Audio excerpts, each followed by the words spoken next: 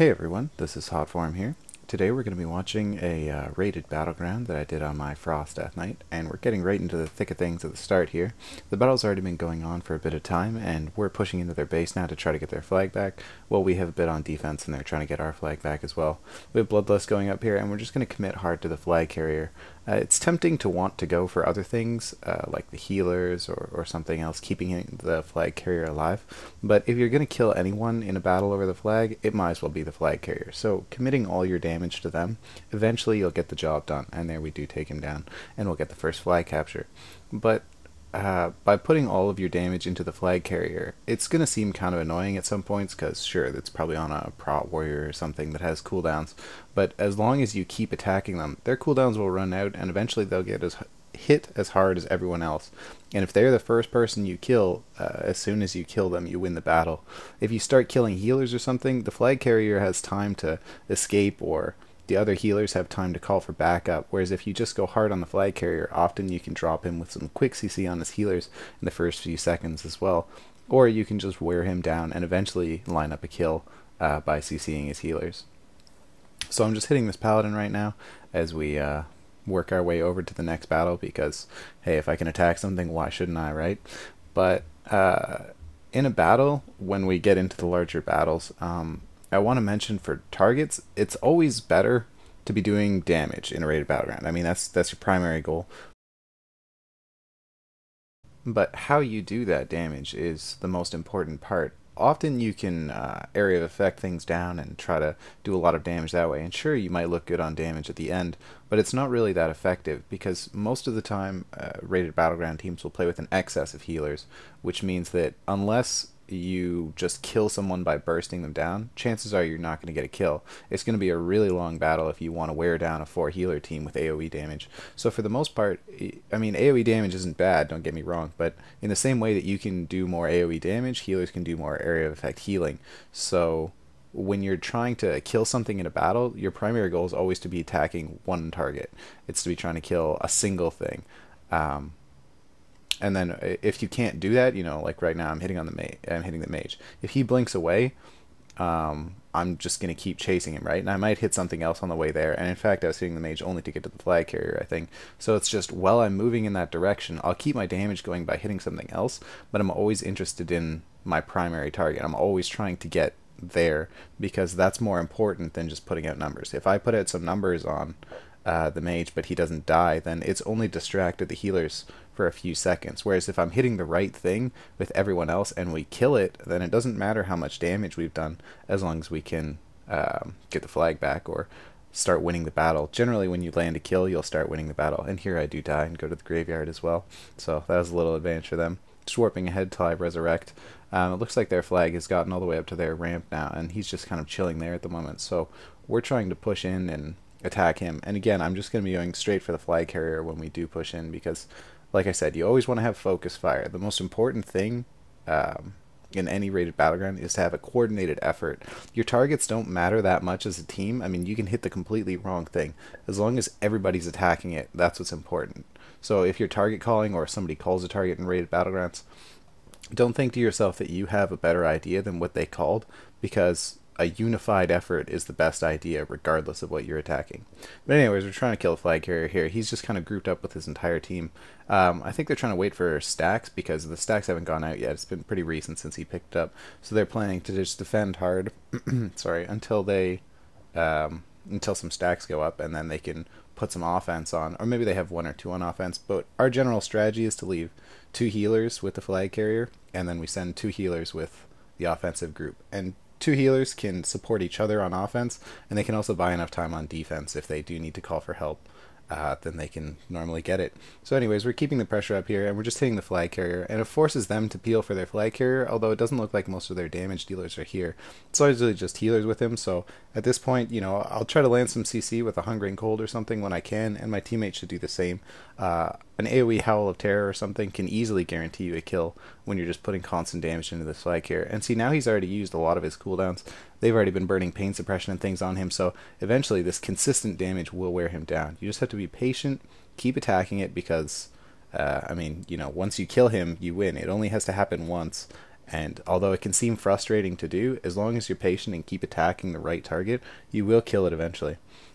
I'm going to try to drop a Hungering Cold here, and that does get off, and it looks like a pretty nice one. And luckily it's not getting broken by any area of effect effects, so we are going to take the flag carrier down, and that's going to ensure us a second flag capture. So that's pretty nice for us, and we'll get to move ahead in the battle. So we're up 2 captures in the battle at this point, and I'd like to talk a little bit about how to do effective damage, because I've been saying, make sure that you're doing damage, and yeah, that should be your primary focus. And it's easy to get distracted by a lot of things in Raid Battlegrounds. There's a lot of things going on, and most of them aren't important to you, so just the best thing you can do is remember to only care about the things that you can change. Like when I'm under attack, sure, I'll pop my anti-magic shell to reduce some damage, or I'll icebound out of a stun and try to keep line of sight on my healers. But beyond those things, I'm not worried. I'm not going to try to kite the damage around or anything fancy like that. I'm just going to take the damage and hope that my healers can heal through it, because that's what they're there for. And I'm not even going to think about that stuff. I'm just going to be thinking about treating the enemies as much as possible as moving training dummies, because the more damage I can do to them, the more effective I am to my team. If you do twice the damage of someone else on your team, you've literally counted for twice their effort in the battle. Now, most of the time that means they were CCing or something as well, but damage is the most important factor, and if you can hit the right target and put some numbers on them, then that's all you need to do. And your team will thank you for it. I mean, that's the person that everyone likes to see, the person that when they're on the target, that target just dies. That's what everyone needs. And as a melee DPS, especially, you don't really need to worry about crowd control that much. You might have your 1 or 2 cooldowns that you want to toss off in a battle, but for the most part, just focus on doing your damage rotation as properly as possible to the right targets, and you'll be doing well in the battle.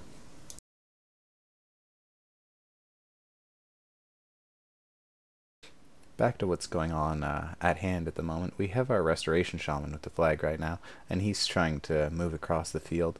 We're just peeling for him a little, and we haven't managed to get it to our Prot Warrior flag carrier yet, so hopefully he can show up eventually. But because the team is starting to group up on the Shaman, naturally at this point he can't pass it off without a huge risk, so we're just going to try to keep him alive. And a Restoration Shaman or a Holy Paladin fits in really well in a pinch. Healers generally have a way to kite pretty effectively. They can take a fair amount of damage, and with everyone else healing them, then they shouldn't have too much of a problem staying alive as long as you're coordinated. The Prot or Blood Death Knight or Feral Druid that you normally have it on is nice, but you should always be able to get the flag across the field just by fighting your way through on any person, really. Because that's important to be able to do. If you can only get it across on your Prot Warrior or Blood Death Knight, then you're doing it wrong. But in this case, remember that you still have to kill these people. It's tempting to just want to peel and, spam Howling Blast or something to make sure that nobody's slowed, but if you never kill the people that are attacking your flag carrier, then eventually they will kill your flag carrier, because the same logic applies when you're on offense. If you hit something for long enough, then you're going to kill it. So when you're peeling like this and you're trying to get your flag across the field, don't overdo it. Do your part, get 1 or 2 people off him for a few seconds, but then as a damage, start focusing on doing damage. As a Death Knight, I might Howling Blast them to slow them, but after that point, I'm just going to pick something and hit it as hard as I can, because if we can kill them, our flag carrier is no longer in trouble, and we can turn the entire battle around. Winning these battles, a lot of people I find in Raid Battlegrounds like to focus on the tactics. They like to wonder how to get their person across the battle, what's the best entrance to take. These things make minor differences, but for the most part, it's your ability to kill your opponents that's going to win you a battleground. So make sure you focus on that. Don't worry too much if somebody died and what tactic went wrong. That's not important. If somebody died, then they probably didn't get healed, and you might want to fight a little better. That's generally the logic that applies.